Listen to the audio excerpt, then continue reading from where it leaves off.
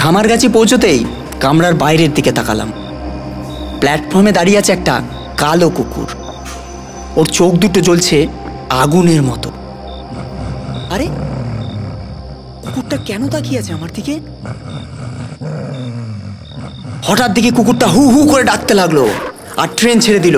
কিন্তু অবাক হয়ে দেখি কুকুরটাও দৌড়চ্ছে ট্রেনের সমান গতিতে, আর ওর চোখ থেকে বেরিয়ে আসছে আগুনের পুলিঙ্গ।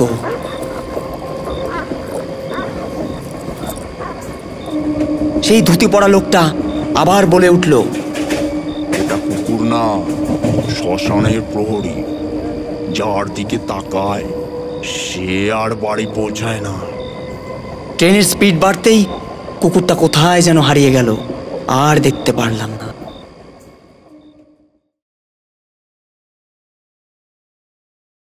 নমস্কার আমার প্রিয় শ্রোতা বন্ধুরা, আপনারা শুনছেন রাতের চিতা অডিও স্টোরি, আর আমি অমিত আছি তোমাদেরকে মনোরঞ্জন করার জন্য।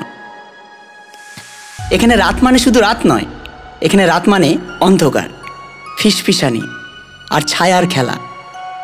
আপনি যদি সাহসী হন তবে বসুন, কান খোলা রাখুন, কারণ আজ যে গল্পটা শোনাবো সেটা শুধু গল্প নয়, বরং সেই অদৃশ্য শক্তি যা হয়তো কাল রাতেই আপনার সাথে ঘটে যেতে পারে। কিন্তু একটা কথা বলে দিই, এই গল্প শোনানোর পর যদি কেউ রাতে টেনে উঠতে ভয় লাগে, আমাকে দোষ দেবেন না। কিন্তু আজকে এই ভয়ঙ্কর গল্পের শেষে থাকবে তোমাদের জন্য একটি ভৌতিক প্রশ্ন। যে এই প্রশ্নের উত্তর দিয়ে নিজের নাম আর কোন জায়গা থেকে গল্পটি শুনছেন সেটি লিখে জানাবে, আমি তার নাম আগামী গল্পের শেষে ঘোষণা করব। কিন্তু মনে রাখবেন, যদি উত্তর না দেন তাহলে হয়তো আপনার নামটাও চিরকাল কোনো এক অজানার অন্ধকারেই চাপা পড়ে থাকবে। আর এই গল্পটা হাসি এবং বিনোদনের দৃষ্টিকোণ থেকেই দেখবেন। তাহলে শুরু হচ্ছে রাত 11:25 হাওড়া কাটোয়ার লোকাল।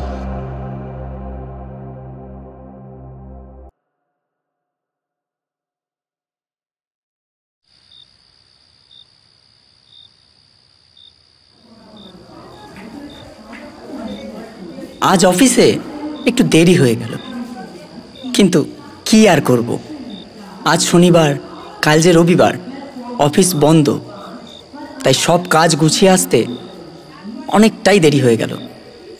তাই আর কি করব, শেষ লোকালটাই ধরলাম।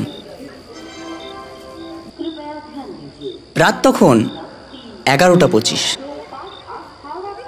হাওড়া স্টেশন প্রায় ফাঁকা, যেন শহরটা এক অদৃশ্য অন্ধকারে ঢেকে গেছে। কামরায় ঢুকে দেখি হাতে গোনা কয়েকজন যাত্রী, এক বৃদ্ধা, দুজন ছাত্র আর এক অদ্ভুত চেহারার মানুষ।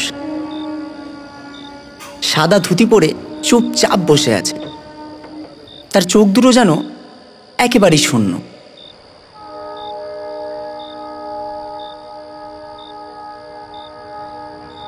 ট্রেন হাওড়া স্টেশন থেকে ধীর গতিতে নিজের গন্তব্য দিকে চলতে আরম্ভ করল। এক বৃদ্ধা মহিলা ফিসফিস করে বলছে, বাবা, রাতের এই ট্রেন আগে কোনোদিন ধরিসনি তাই তো? এই পথে অদ্ভুত সব অনেক কিছু হয়। আমি চমকে উঠলাম, কি বলতে চাইছো? কিন্তু কথা শেষ হবার আগেই ট্রেন ছেড়ে দিল।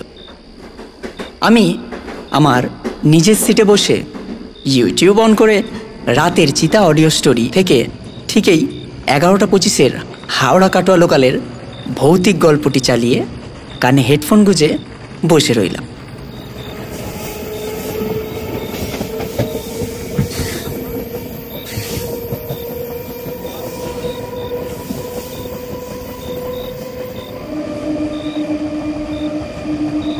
বুঝতেই পারলাম না কখন চোখ লেগে গেছে।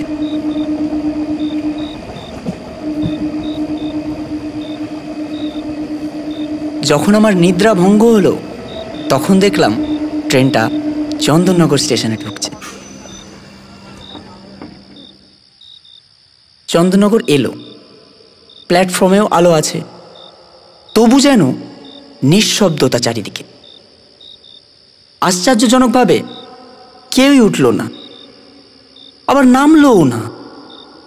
শুধু এক ছায়া জানালার পাশে দাঁড়িয়ে রইল।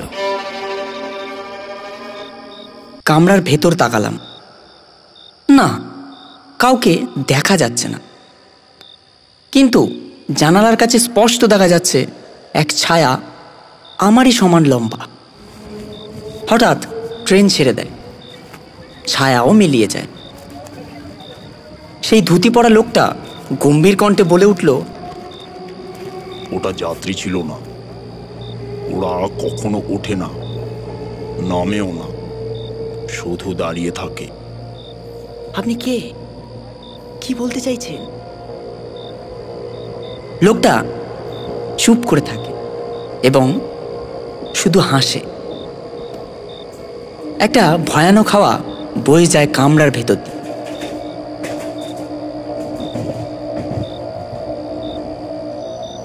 হুগলি স্টেশনে এই ট্রেনটা ঢুকতেই হঠাৎ আলো নিভে গেল। কেবল কুয়াশার মধ্যে সাদা এক চাদর ঢাকা মানুষ উঠে এলো কামরায়। তার মুখ দেখা যাচ্ছে না, কিন্তু আমি শপথ করে বলতে পারি তার চোখ ছিল না। তবু সে তাকিয়ে আছে আমারই দিকে। কে কে তুমি? সাদা কাপড়ে ঢাকা মানুষটা ফিস ফিস কণ্ঠে বলল, তুমি কোথায় নামবে? আমি কথা বলার আগেই দেখি তার হাত কঙ্কালের মতো শুকনো, আমার হাঁটুর কাছে এসে ছুতে চাইছে। আমি চমকে উঠে দূরে সরে যাই, আর হঠাৎ আলো জ্বলে ওঠে। আমি ঠিক চারিদিকে তাকিয়ে দেখলাম সবকটা সিটই প্রায় ফাঁকা, কেউ নেই। আমি ভাবলাম হয়তো আমার চোখের ভুল।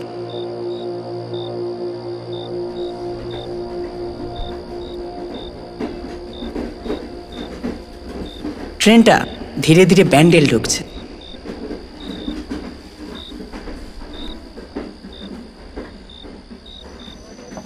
ব্যান্ডেল স্টেশনে ট্রেনটা ঢুকতে গোটা কামরার আলো নিভে গেল। অন্ধকারের ভেতর থেকে ভেসে এলো করুণ এক কান্নার আওয়াজ, যেন অনেকগুলো মানুষ একসাথে কাঁদছে।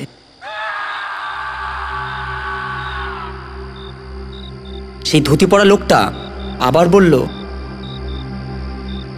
শুনছিস তো, এরা সবাই যারা কালনার আগে মরেছিল। আপনি কি বলছেন? কালনার আগে মরেছিল মানে? হঠাৎ দেখি ট্রেনের বাইরে থেকে চিৎকার ভেসে আসছে।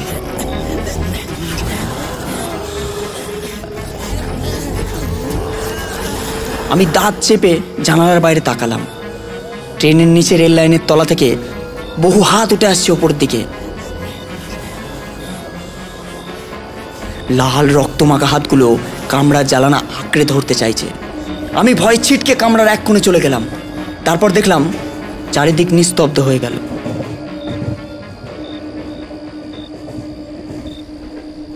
তখন ট্রেনটা পাশ পেরিয়ে ঢুকছে। সবকিছু স্বাভাবিক ছিল।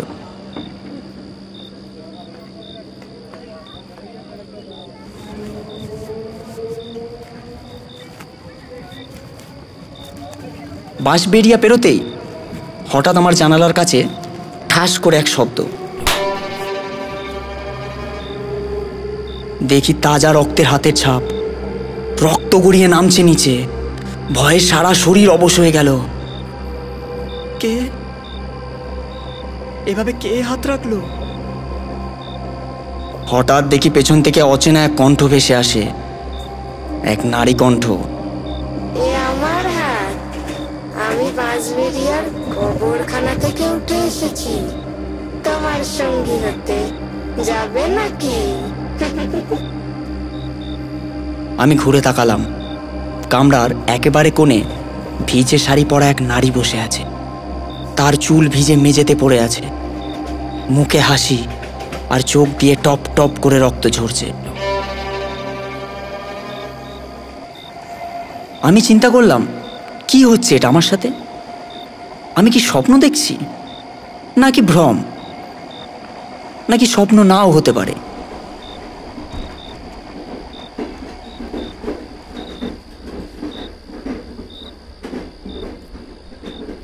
ট্রেনটা ত্রিবেণী স্টেশনে ঢুকছে।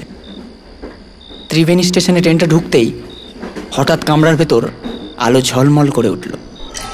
আর সেখানেই দেখি 3 জন সন্ন্যাসী এসে দাঁড়িয়েছে, মাথা ন্যাড়া, গায়ে গেরুয়া, কিন্তু তাদের চোখ রক্ত লাল।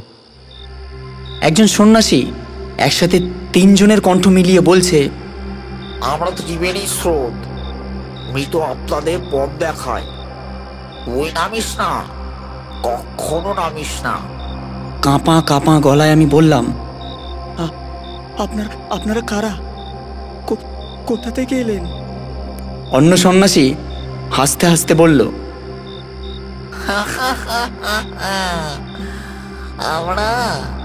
আমরা এই ট্রেনেই জন্মাই, আর এই ট্রেনেই মরি, আর প্রত্যেক যাত্রীকে নিয়ে যায়।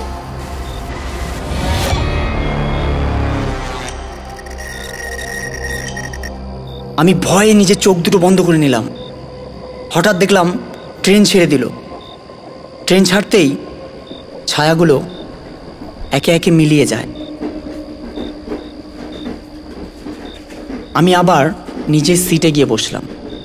ট্রেনটা কুন্তিকাট আসতেই হঠাৎ কানে এলো এক অদ্ভুত ফিসফিসানি। কারো ঠোঁট নড়ছে না, তবুও স্পষ্ট শোনা যাচ্ছে, কালনা নামিস না, কালনা নামিস না, কালনা নামিস না। কে বলছে এসব? কোথায় লুকিয়ে আছিস? সামনে আয়। হঠাৎ দেখলাম কামরার জানালার বাইরে ঝুলছে অসংখ্য মানুষের মুখ। জলের মধ্যে ভেসে আসছে, কিন্তু প্রত্যেকটা মুখই তাকিয়ে আছে আমার দিকেই। একটা মুখ জলের ভেতর থেকে বলে উঠল, আমরা কুন্তিকাতে মরে গেছি, তুমি কি যাবে আমাদের সাথে? নামবে কুন্তিকাতে? আমি ভয়ে নিজের সিটে গুটিসুটি হয়ে বসে রইলাম, হাঁটুর ভেতর মাথা গুজে।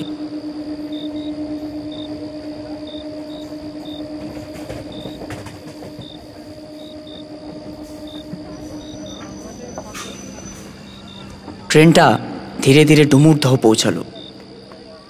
ডুমুরদহ পৌঁছানোর আগেই কামরার আলো আবার নিভে গেল, দিয়ে আবার জ্বলে উঠল। কিন্তু আমি দেখলাম আমার চারপাশে যাত্রীদের মুখ যেন বদলে গেছে। সবার মুখ কঙ্কাল।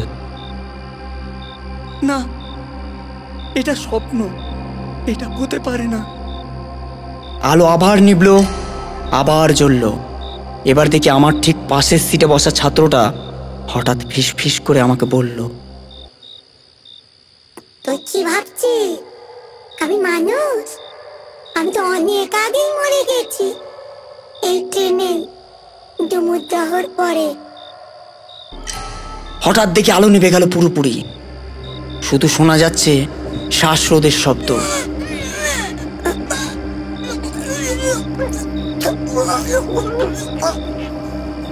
খামারগাছি পৌঁছতেই কামরার বাইরের দিকে তাকালাম। প্ল্যাটফর্মে দাঁড়িয়ে আছে একটা কালো কুকুর। ওর চোখ দুটো জ্বলছে আগুনের মতো। আরে, কুকুরটা কেন তাকিয়ে আছে আমার দিকে? হঠাৎ দেখি কুকুরটা হু হু করে ডাকতে লাগলো আর ট্রেন ছেড়ে দিল। কিন্তু অবাক হয়ে দেখি কুকুরটাও দৌড়চ্ছে ট্রেনের সমান গতিতে, আর ওর চোখ থেকে বেরিয়ে আসছে আগুনের পুলিঙ্গ।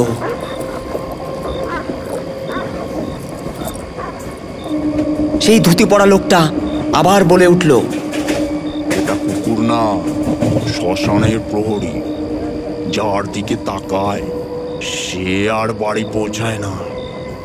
ট্রেনের স্পিড বাড়তেই কুকুরটা কোথায় যেন হারিয়ে গেল, আর দেখতে পারলাম না। ট্রেনটা দুপাশের ফাঁকা জমির মাঝখান দিয়ে ঝড়ের বেগে ছুটে চলছে। বাইরে বজ্রপাত সহ ঝিরিঝিরি বৃষ্টি শুরু হয়েছে।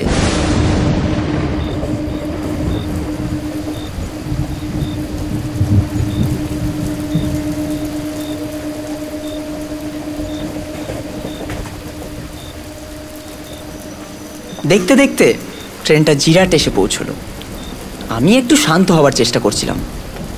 হঠাৎ টের পেলাম আমার পাশের সিটে যে লোকটা বসেছিল সে আর নেই।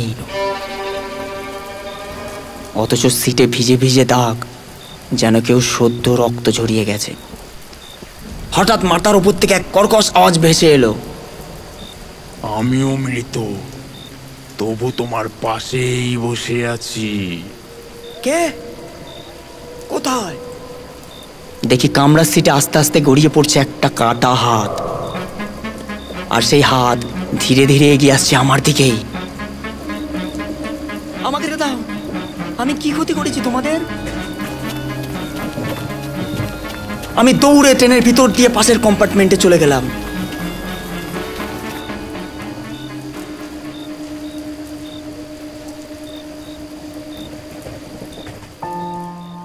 আরে ভাই, ভৌতিক গল্প তো ঠিকই শুনছো, সাবস্ক্রাইব করলেই বা কার ক্ষতি? নইলে রাতে হঠাৎ ফ্যান বন্ধ হয়ে গেলে কিন্তু আমায় দোষ দিও না। তাই সাবস্ক্রাইব করো এখনই, না করলে তোমার পাশে যে আছে সেই কিন্তু ভূত। দেখো, ভয়ের চেয়ে বেশি ভয়ঙ্কর জিনিসও আছে, সেটা হলো সাবস্ক্রাইব না করা দর্শক। তাই এখনই ক্লিক করো, নইলে ভূতও তোমায় আনসাবস্ক্রাইব করে দেবে। আর তারপরই অচেনা এক নম্বর থেকে তোমার ফোনে কল আসবে, আর ওপাশ থেকে শুধু একটাই কণ্ঠ বলবে, সাবস্ক্রাইব।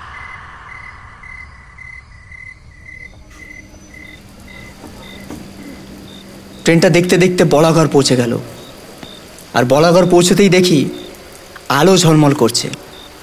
মনে হলো গ্রামের কোনো এক উৎসব চলছে, কিন্তু কয়েক সেকেন্ডের মধ্যেই বুকটা হিম হয়ে গেল। বাইরে মানুষ নয়, নাচছে কঙ্কাল,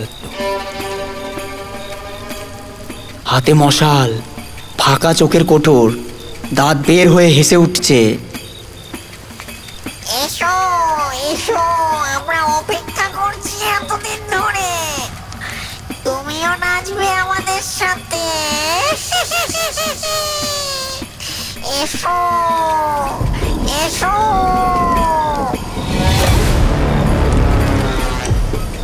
না না না, আমি স্বপ্ন দেখছি কি এটা? এক কঙ্কাল কামরার জানালার ভেতরে ঢুকে আসতে চাইছে। তার হাত শুকনো, কিন্তু ভীষণ শক্তি দিয়ে জানালার গ্রিল টানছে। হঠাৎ ট্রেন ছাড়তেই সব মিলিয়ে যায়, শুধু মশালের আলো দূর থেকে দেখা যাচ্ছে ঝিকিমিকি করছে। আমি তাড়াতাড়ি জানালার কাচ দুটো নামিয়ে দিলাম, আর সব শান্ত হয়ে গেল।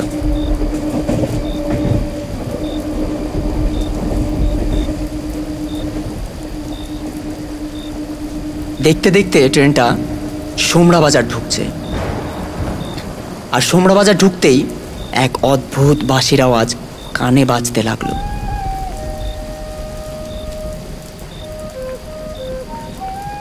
সেই সুর এতটাই করুণ, মনে হলো বুক ফেটে যাবে। কামরার এক কোনায় বসে এক বৃদ্ধ বাঁশি বাজাচ্ছে। আপনি কে? এত রাতে কি করছেন? বৃদ্ধ হাসি মিশ্রিত কর্কশ কণ্ঠে বলে উঠল, আমি এই বাঁশিরা বাজাই যাতে মৃতেরা ঘুমিয়ে থাকে, কিন্তু আজ আজ ওরা জেগে উঠবে। হঠাৎ দেখি তার চোখ উপড়ানো, শুধু ফাঁকা খোটর দিয়ে তাকিয়ে আছে আমার দিকে। বাঁশির সুর ক্রমেই চেঁচামেচির আওয়াজে পরিণত হলো, আর ট্রেনের গতি দেখলাম হঠাৎ বেড়ে গেল। কিন্তু ট্রেন সোমরা বাজার দাঁড়ালো না। চলতে চলতে হঠাৎ দেখলাম একটা ব্রিজ এগিয়ে আসছে আমাদের ট্রেনের দিকে। না, আমাদের ট্রেনটা ব্রিজের দিকে যাচ্ছে। বুঝলাম বেহুলা চলে এসেছি।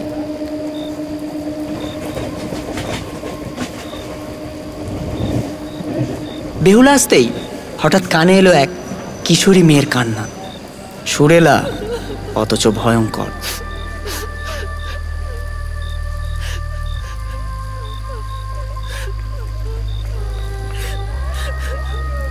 তাকিয়ে দেখি এক ভিজে মেয়ে দাঁড়িয়ে আছে কামরার মাঝে, গায়ে ভিজে শাড়ি, চোখ দিয়ে টপ টপ করে জল পড়ছে। মেয়েটা কান্না করতে করতে ফিসফিস করে বলে উঠল, আমার স্বামীকে বাঁচাতে গঙ্গার জলে ভেসেছিলাম, কিন্তু কেউ ফিরিয়ে দিল না। তুমি কি হবে আমার সঙ্গী? না, আমি কিছুই জানি না, আমি জানি না কিছু। হঠাৎ মেয়েটার মুখ বিকৃত হয়ে যায়, দাঁত বের হয়ে চেঁচিয়ে ওঠে, তুই পালাতে পারবি না, কেউ পারে না, তুইও মরবি। দেখলাম শব্দটা দূরে ট্রেনের আওয়াজের সাথে মিলিয়ে গেল।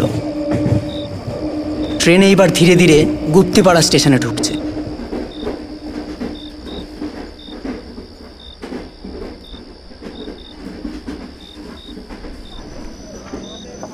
গুপ্তিপাড়া পৌঁছতেই হঠাৎ কামরার দেওয়ালে এক শব্দ হলো।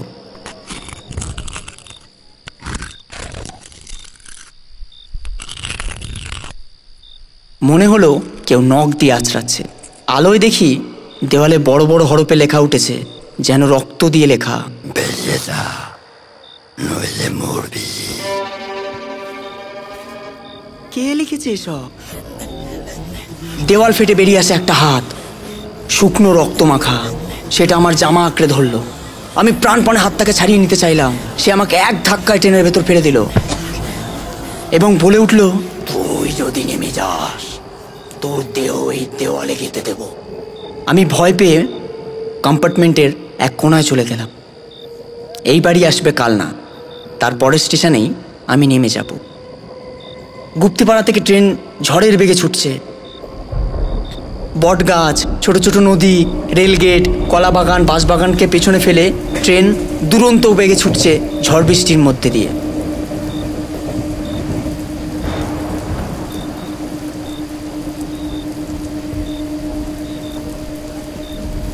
যখন শাহাপুর বেলতলা রেলগেট পার করলো তখন কালনার খুব কাছাকাছি পৌঁছে গেছি। হঠাৎ একজন বয়স্ক লোক আমার কাঁধে হাত রাখলো। তার হাত ছিল ঠান্ডা বরফের মতো। বৃদ্ধ লোক গভীর কণ্ঠে বলে উঠল, কালনার আগে কেউ বাঁচে না, শুনেছিস? কেউ না। দূর, আপনি কি বলছেন এসব? আমি তো শুধু বাড়ি ফিরছি, এতে কেউ বাঁচে না, তাতে কি যায় আসে? বৃদ্ধ চোখ বড় বড় করে বলল, বাড়ি? কালনার আগে যারা বাড়ি ফিরতে চেয়েছিল সবাই এখন ভূত, তুইও বাড়ি যাবি না। হঠাৎ লোকটার গলা ফেটে যায় আর ভেতর থেকে বেরিয়ে আসে অদ্ভুত কালো ধোঁয়া। সেই ধোঁয়া পুরো কামরায় ছড়িয়ে যায়। আমি কাঁচতে কাঁচতে গেটের দিকে এগোলাম। ট্রেন এগোচ্ছে কালনার দিকে, কিন্তু মনে হচ্ছে মৃত্যুর দিকে এগোচ্ছে ট্রেন। ট্রেন অবশেষে অম্বিকা কালনা স্টেশনে ঢুকলো। কিন্তু অদ্ভুত ব্যাপার হলো, স্টেশন একেবারে ফাঁকা। এত বড় জায়গা, অথচ একজনও মানুষ নেই। বাতি জ্বলছে, তবু যেন চারপাশে মৃত্যুর নীরবতা। এখানে নামবো নাকি?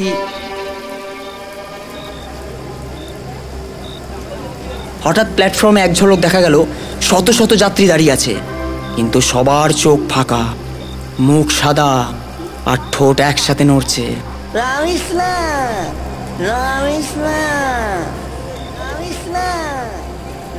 চোখের পলকেই দেখি তারা মিলিয়ে গেল। ট্রেন আবার চলতে শুরু করলো।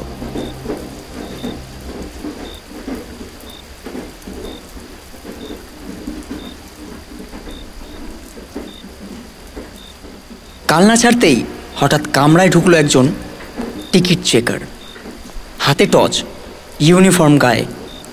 কিন্তু কাছে আসতেই দেখি তার মুখ নেই, পুরো ফাঁকা, যেন মাটির পুতুল। টিকিট চেকার গম্ভীর ও ফাঁপা কণ্ঠে বলে উঠল, টিকিট টিকিট টাকা, টিকিট দাও, টিকিটটা দেখি। আমি কাঁপা কাঁপা হাতে টিকিটটা বাড়িয়ে দিই। এই নিন টিকিট। লোকটা টিকিট নিল। সে তার মুখহীন মুখে গুজে দিল। টিকিট মুহূর্তেই রক্তমাখা কাগজে পরিণত হয়ে গেল। টিকিট চেকার বলল, তুই এই টিকিট আর বাড়ি ফিরতে পারবি না। কালনা থেকে ছেড়ে ট্রেন এগোচ্ছে এবার ধর্মডাঙ্গার দিকে। হঠাৎ কানে এলো আমার নিজের নাম। কেউ ডাকছে, অর্ণব, তুই নেমে যা, আমরা অপেক্ষা করছি। কে কে ডাকছে আমাকে? জানালার বাইরে তাকিয়ে দেখি আমার বাড়ির ঠিক সামনেই দাঁড়িয়ে আছে আমার মা, শাড়ি পরা, হাতে লণ্ঠন। কিন্তু মুখটা অদ্ভুত ফ্যাকাশে। মা বলল, বাবা নেমে যা, বাড়ি তোকে ডাকছে। দেখলাম আবার এক পলকে মিলিয়ে গেল। কেবল বাতাসে শাড়ির আঁচলটা উড়ে বেড়াচ্ছে। আমি আতঙ্কে চমকে উঠলাম।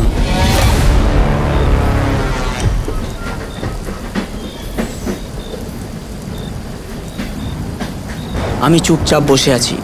হঠাৎ মনে হলো কেউ আমার কাঁধে হাত রাখলো। ঘুরে দেখি আমারই পুরনো এক বন্ধু রাহুল, যে বছরখানেক আগেই মারা গেছে। সে হাসছে। হ্যাঁ, কি খবর বন্ধু? আরে আমি তোকে নিতে এসেছি, মনে আছে? তুই বলেছিলি একদিন আমার সাথে বাড়ি ফিরবি। আজ সেই দিন। না, তুই তো মারা গেছিস, আমি বাঁচতে চাই। রাহুল গম্ভীর হয়ে হেসে বলে, কেউ এই ট্রেনে বাঁচে না, তুইও না।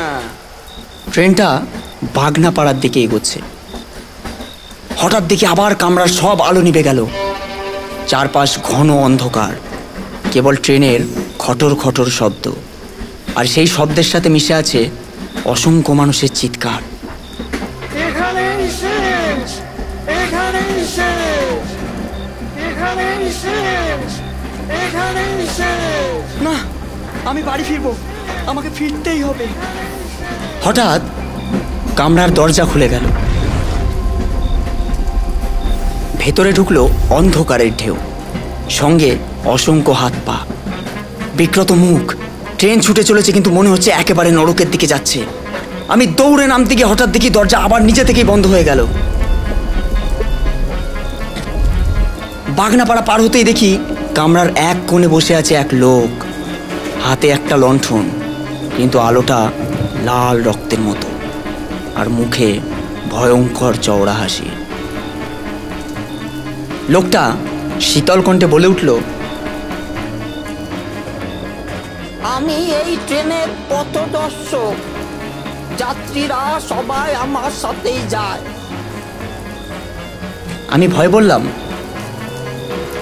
কই, কোথায়? লোকটা, ও পারে, যেখান থেকে কেউ আর ফিরে আসে না। লণ্ঠনের আলো হঠাৎ নিভে যায়, লোকটাও মিলিয়ে যায়। হঠাৎ দেখি ট্রেনের দরজা খুলে গেল। দেখি সামনে অন্য একটা কামরা। কৌতূহলে ভিতরে ঢুকলাম, আর ঢুকেই জমে গেল আমার শরীর। পুরো কামরা ভর্তি মৃত মানুষের লাশ, সবার মুখ নীল, চোখ ফাঁকা, শরীরে পচা গন্ধ। তারা একসাথে গান গাইছে, মিলন হবে কত দিনে, মিলন হবে কত দিনে, আমার মনের মানুষের সনে, আমার মনের মানুষের সনে। এই ট্রেনে উঠে যারা, সবাই আমাদের দলে মেশে। না, আমি মরতে চাই না। আমি কামরা থেকে ছুটে বের হলাম।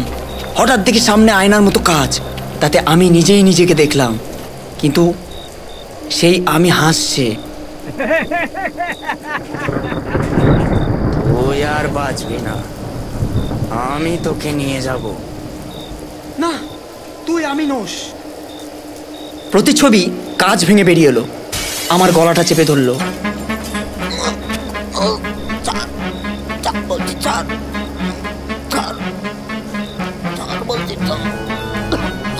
চোখে চোখ রাখতেই বুঝলাম এ আমি নই, এ আমারই মরা রূপ।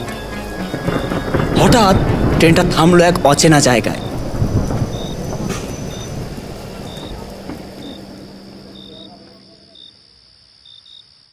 জানালা দিয়ে বাইরে তাকালাম। ভাঙাচোরা এক প্ল্যাটফর্ম, কোথাও নাম লেখা নেই, কেবল একটা কালো পাথরের শিব মূর্তি দাঁড়িয়ে। মূর্তির চোখ লাল হয়ে জ্বলে উঠল। কবির কণ্ঠে ভেসে এলো, তোর শেষ সুযোগ, এক্ষুনি নেমে পালা, না হলে তুইও ওদের মতো হারিয়ে যাবি। আমি কেঁদে উঠলাম, কে কে আমাকে সাহায্য করবে, কে? আবার ট্রেন হঠাৎ করেই চলতে শুরু করলো, সতর্ক বার্তাও মিলিয়ে গেল। আমি সাহস করে ইঞ্জিনের দিকে গেলাম। যদি চালকের কাছে কিছু জানতে পারি। দরজা খুলেই দেখি না, কেউ বসে আছে, কিন্তু সে মানুষ নয়। আমি ফিসফিস করে বললাম, এই যে দাদা, কে তুমি? চালক হাসি দিয়ে ঘুরে তাকায়। আমি এই ট্রেনের চালক নই, আমি নরকের দারোয়ান।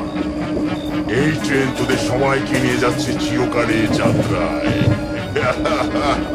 চালকের চোখে তখন আগুনের শিখা, আর ট্রেনের গতি হঠাৎ দ্বিগুণ হয়ে গেল। সামনে শুধু অন্ধকার টানেল, যেন এইটাই পৃথিবীর শেষ।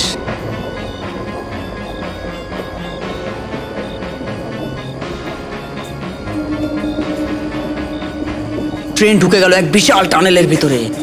ভেতরে এক ফোঁটাও আলো নেই। কামরার সব জানালা বন্ধ হয়ে গেল। অন্ধকারের ভেতর থেকে অদ্ভুত অদ্ভুত আওয়াজ ভেসে আসছে। মনে হচ্ছিল হাজার হাজার লোক একসাথে কাটছে। তুই পালাতে পারবি না, তুইও আমাদের মতো বন্দী হবি। হঠাৎ দেখি আমার সামনের সিটে বসে আছে আমারই মৃত দাদু। তারপর পাশের সিটে বসে আছে মা। দুজনেই হাসছে।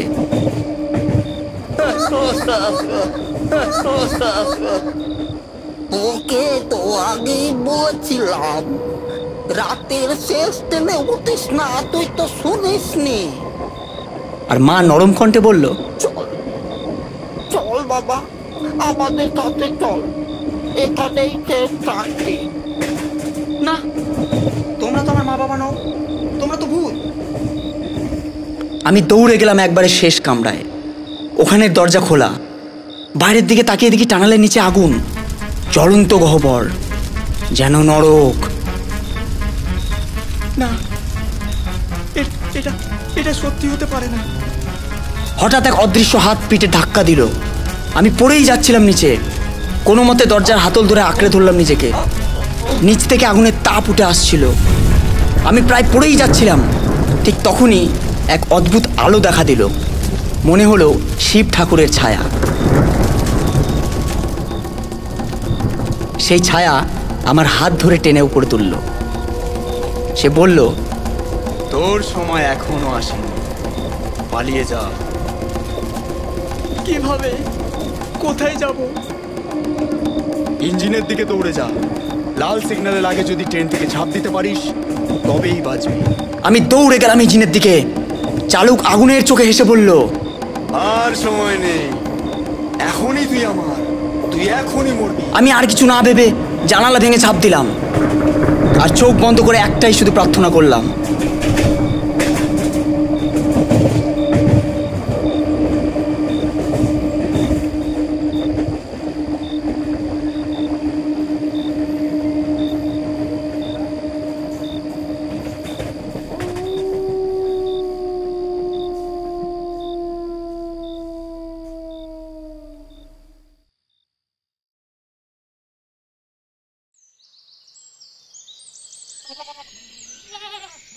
চোখ খুলে দেখি আমি রেল লাইনের ধারে ঘাসের ওপর শুয়ে আছি। ভোর হয়ে গেছে প্রায়, কিন্তু ট্রেনটা কোথায় গেল কেউ জানে না। বুকের ভেতর এখনো সেই আগুনের গন্ধ লেগে আছে। গল্পের শেষে অনির্বাণ বেঁচে গেল, কিন্তু প্রশ্ন থেকেই গেল, ও কি সত্যিই ট্রেন থেকে পালাতে পেরেছে, নাকি এখনো সেই ভুতুরে ট্রেন তার অপেক্ষায় আছে?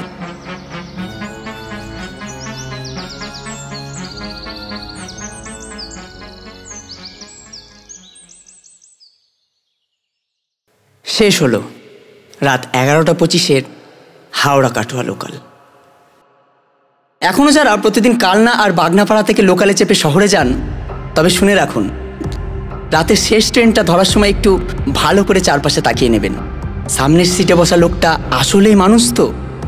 আর জানালার কাছে নিজের প্রতিচ্ছবি ছাড়া আর অন্য কোনো মুখ দেখলে ভুলেও তাকাবেন না কিন্তু, কারণ শেষ লোকালে একবার উঠলে আর বাড়ি ফেরা যায় না।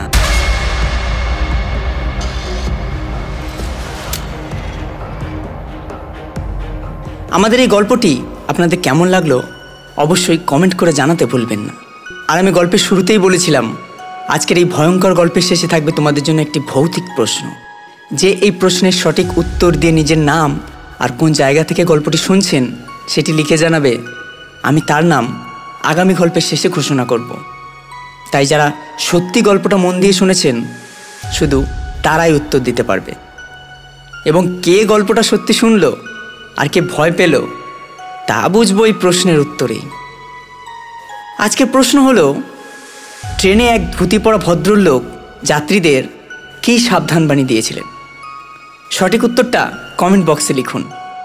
সঙ্গে আপনার নাম আর আপনি কোন জায়গা থেকে গল্পটি শুনছেন সেটাও জানাতে ভুলবেন না। তাহলে দেখা হচ্ছে আবারও কোনো এক ভৌতিক গল্পে। ততক্ষণ ভালো থাকুন, সুস্থ থাকুন এবং নিজের খেয়াল রাখুন।